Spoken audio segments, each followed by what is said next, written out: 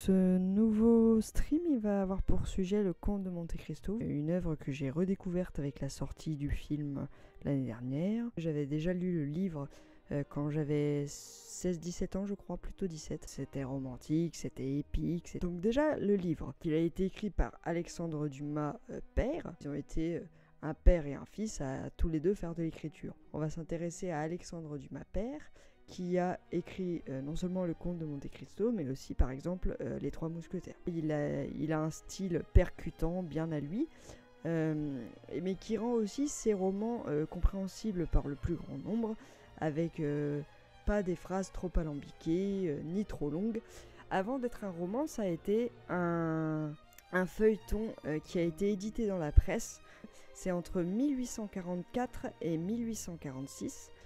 Plusieurs épisodes qui racontaient donc les aventures d'Edmond Dantès. La publication en format relié s'est fait assez rapidement parce que le succès a été immédiat. Dès les premières semaines, voilà, le bouche à oreille a fait que le succès a été retentissant. On va faire un petit rappel rapide. Donc, Edmond Dantès, c'est un jeune marin qui rentre à Marseille. Il est promu lui-même capitaine de son navire qui s'appelle le Pharaon. Et le problème, c'est que à bord du bateau, il a des gens qui sont jaloux de sa réussite et qui vont s'empresser de le faire passer pour un agent bonapartiste. Et à l'époque, en tout cas dans le roman, mais aussi dans l'époque historique d'où c'est tiré, être bonapartiste, c'est vraiment le truc à pas faire. Si vous tuez quelqu'un, ça peut passer, mais alors si vous êtes bonapartiste, c'est no way. Mais en plus, il est accusé de bonapartisme le jour de son mariage. C'est vraiment une mauvaise journée pour lui. Donc il est arrêté pendant la cérémonie de son mariage avec la jolie Mercedes, qui a trois méchants principaux dans cette histoire. Donc il y a Danglars, le collègue de Dantès sur le bateau, qui était jaloux de sa réussite, comptable sur le navire duquel il devient capitaine. Ensuite, il y a Fernand de Morcerf. Il a eu la même nourrice qu'Edmond. Il est aussi le cousin de Mercedes, donc la jeune femme que Edmond s'apprête à épouser. Et vous le sentez venir, le fait que Fernand rejoigne le complot contre Dantès, c'est lié au fait que lui aussi est amoureux de Mercedes. Le troisième personnage, c'est le personnage le plus influent des trois, politiquement parlant, puisque c'est le procureur Gérard de Villefort, qui aurait pu aussi sauver Dantès de son destin, mais malheureusement, donc quand Dantès est arrêté, donc on trouve sur lui une fausse lettre de sympathie bonapartiste. Cette lettre, il s'avère qu'elle est adressée, dans le livre en tout cas, elle est adressée au père du procureur. Donc le père du procureur qui s'avère être un bonapartiste vraiment assumé. Sachant que son père est un bonapartiste, il ne souhaite pas que cela soit su et que ça lui retombe dessus concernant sa carrière. Mais du coup, pour protéger son père, il fait accuser Dantès à sa place. Dantès est enfermé ensuite au château d'If, qui est une prison, et il y est enfermé pendant un total de 14 ans. Il va rencontrer son collègue de cellule, qui est l'abbé Faria. Il va lui apprendre les langues étrangères, il va lui apprendre les mathématiques, le français, tout ce qui est utile de savoir.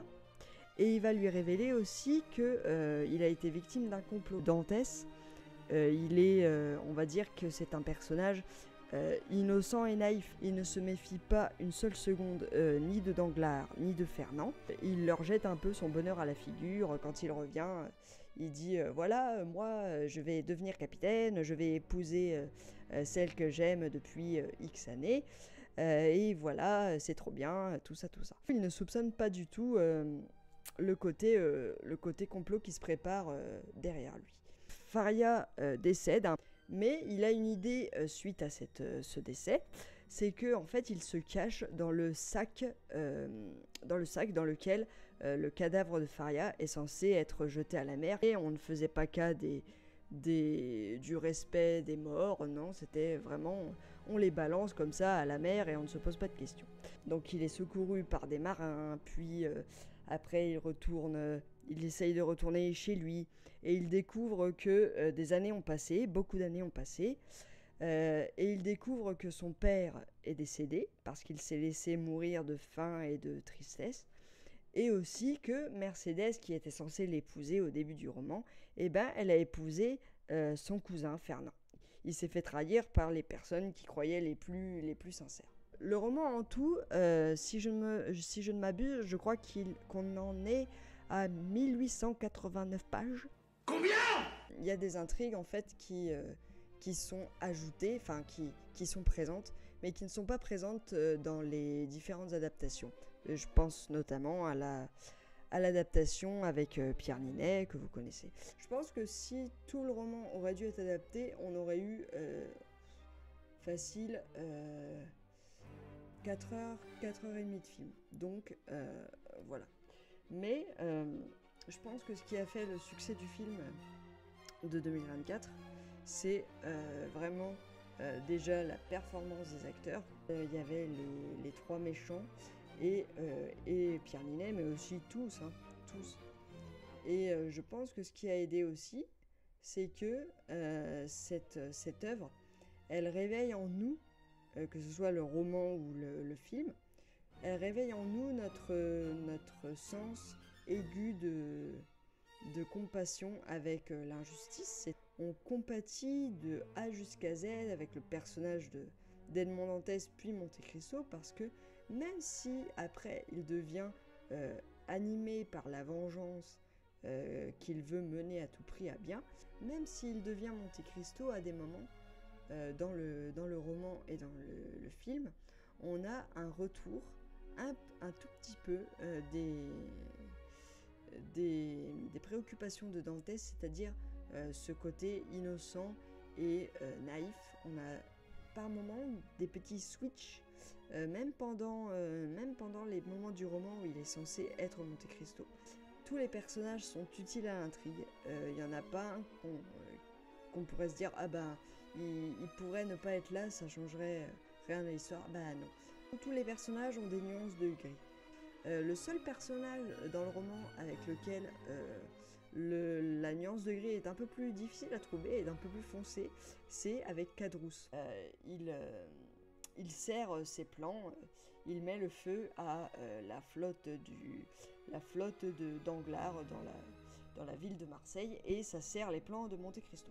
Mais dans le livre, son destin est un peu plus compliqué, parce que jamais dans le roman Cadrousse ne choisit la bonne voie, c'est-à-dire que à chaque fois que Monte Cristo lui laisse une chance de se racheter par rapport à ce qu'il a fait à Dantès, par rapport au mauvais choix qu'il a fait, toujours Cadrousse choisit le mauvais choix, c'est-à-dire il est hanté par l'argent et surtout ne rien risquer du point de vue de la justice. De mon point de vue, c'est lui qui a la pire des fins dans le roman, parce que oui, dans le roman, les fins sont encore plus sombres que dans le film. Villefort devient fou. Danglars, de son côté, il est enfermé par Monte Cristo et il lui dit si vous voulez vivre, il faut que vous me donniez de l'argent. Et sachant que Danglars, son point faible, c'est l'argent et les titres, eh bien, il s'arrange pour donner toujours plus d'argent. Il vend tout ce qu'il a. Danglars finit enfermé, avec plus rien même sur le dos. Il finit même, c'est dit à un moment, il finit même complètement nu comme un verre. Fernand, avec Cadrousse, c'est lui qui a la destinée la plus sombre, suite à la découverte de son secret par rapport à la famille d'Haïdé, puisqu'il a tué son père. Suite à ce secret, Fernand se retrouve dépouillé de tous ses titres et de toutes ses gloires. Suite au duel entre Monte Cristo et Albert, donc Mercedes découvre l'implication de Fernand dans le destin d'Edmond / Monte Cristo, et donc Fernand, trop triste et en colère de s'être fait découvrir suite à ça, il se suicide. J'ai le droit de vivre un peu ? Non. Et Caderousse, lui, Monte Cristo lui tend un piège en s'absentant de chez lui. Et juste avant, il a bien fait comprendre qu'il avait beaucoup d'or et d'argent chez lui. Et du coup, Caderousse, ne résistant pas à l'appât du gain, se rend chez lui et essaye de voler les trésors de Monte Cristo. Mais Monte Cristo n'était pas parti de chez lui. Il le prend flagrant délit de tentative de vol. Et Monte Cristo, au début, lui propose d'avouer ce qu'il a vu quand Dantès a été manipulé, de dire en quoi il était impliqué, sans quoi il ne préviendra pas la police et il sera inquiété, mais uniquement de ce qu'il a fait, mais ne sera pas chargé pour le vol de sa maison. Mais Caderousse refuse. Monte Cristo le laisse partir, sauf qu'entre-temps, Monte Cristo a fait ses recherches sur Caderousse et a retrouvé tous les gens qui lui en voulaient et à qui il a fait du tort. Au moment où Caderousse quitte la maison de Monte Cristo, et bien en fait quelqu'un l'attend dans une rue et lui tire un coup de pistolet et Caderousse meurt sur le coup. Il y a des personnages aussi qui sont pas du tout abordés ou alors qui sont remplacés dans le film et qui sont remplacés dans le film par d'autres personnages. Par exemple, dans le film, c'est Albert et Haydée qui connaissent une histoire d'amour. Dans le livre, Haydée n'a pas d'histoire d'amour avec Albert de Morcerf directement, mais avec Monte Cristo. Monte Cristo, à la fin du roman, renonce entre guillemets à sa vengeance contre Albert pour plaire à Mercédès et de son côté accepte de vivre, de refaire sa vie avec Haydée qui entre-temps a développé des sentiments pour lui. Dans le roman, on a aussi des personnages qui sont ajoutés, évidemment. On a le personnage de Luigi Vampa qui est très important, un brigand très important à Naples, et qui en fait va servir Monte Cristo dans une grande partie de ses plans. Que c'est lui qui va aider entre guillemets Monte Cristo à le mettre en relation avec Albert pour pouvoir revenir à Paris une fois qu'il a mis en place son identité de Monte Cristo. Dans le film, Albert est attaqué par des brigands et c'est Monte Cristo qui fait en sorte que il lui soit redevable. Dans le livre, c'est Luigi Vampa qui enlève Albert et en fait on découvre que Luigi Vampa l'a fait sur ordre de Monte Cristo et qui ensuite va faire en sorte de délivrer Albert pour le compte de son ami Franz d'Épinay. Et en fait, on découvre que c'est Monte Cristo qui avait tout manigancé pour que Albert lui soit redevable et que Albert accepte ensuite de le présenter à la bonne société parisienne, c'est-à-dire à ses parents et puis surtout à Mercédès pour que Monte Cristo puisse mettre en place sa vengeance. Le comte de Monte Cristo, évidemment, il s'inspire de son époque de création, c'est-à-dire, on va dire milieu du 19e siècle, donc vers les années 1840 à peu près. On a donc en France une période qui s'appelle la Restauration à cheval avec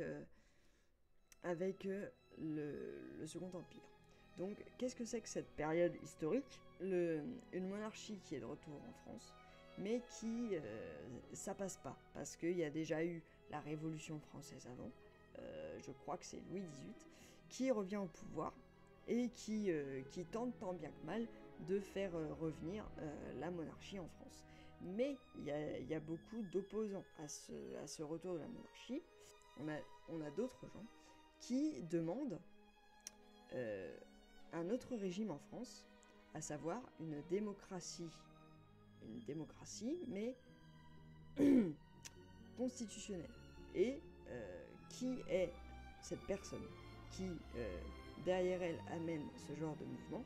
Eh bien, c'est Napoléon III. C'est le neveu de Napoléon Ier, donc qui a été exilé sur l'île de Sainte-Hélène.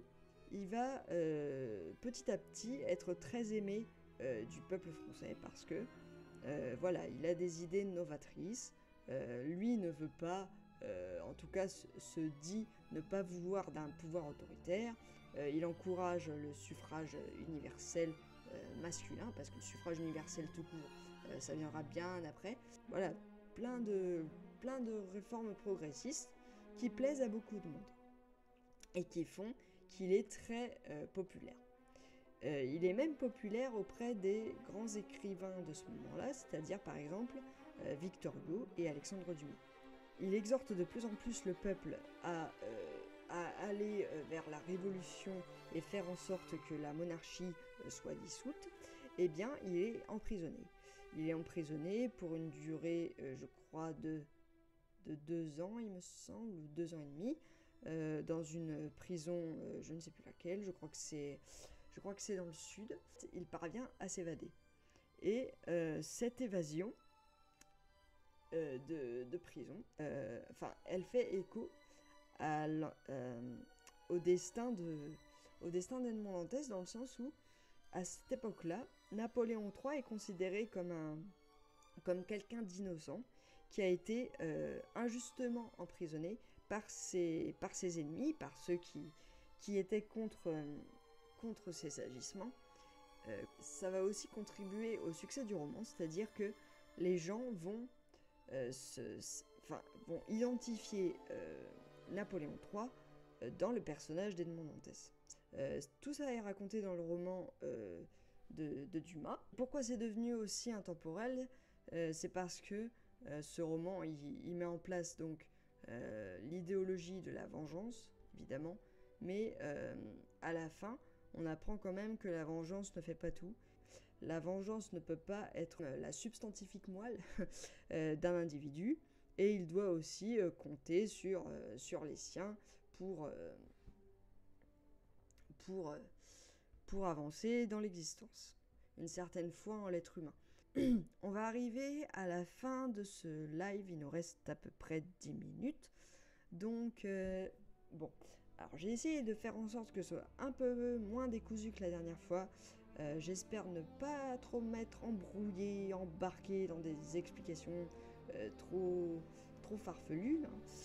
J'espère que ça vous a plu, que je parle un petit peu de Monte Cristo. Et info très importante, la semaine prochaine, le live n'aura pas lieu mercredi, mais lundi. Parce que mercredi, j'ai un empêchement de taille. Donc lundi, c'est là qu'on aura un nouveau live. Donc, de quoi va parler ce live? Si vous voulez pas le savoir, je vous invite à accélérer à la rediffusion au timecode que je vous indique juste là.